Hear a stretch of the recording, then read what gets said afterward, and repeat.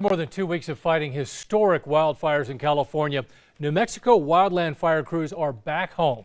News 13's Jessica Salinas spoke with a team leader about their experience. It's good to be back home.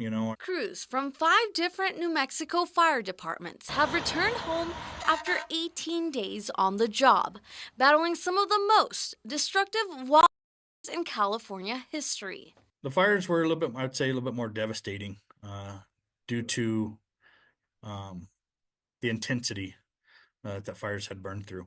Their days started around 5 a.m. at the incident command post in Zuma Beach or Malibu.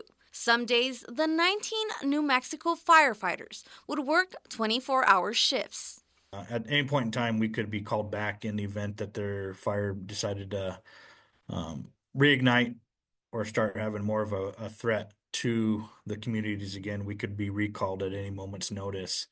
So even though we were on our down day, we wouldn't be down technically on those days. Their work consisted of clearing up areas by scraping away brushes from homes and mopping up fire lines. But crews also worked as a support system for neighbors as they returned to fire-burnt neighborhoods to see if their homes were still standing.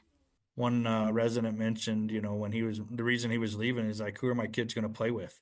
Because there's no other kids left here on the block. Everybody else's houses, are not standing anymore.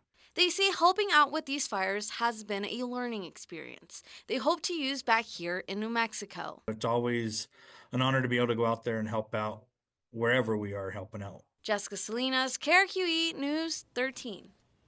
The Palisades fire is currently 94% contained.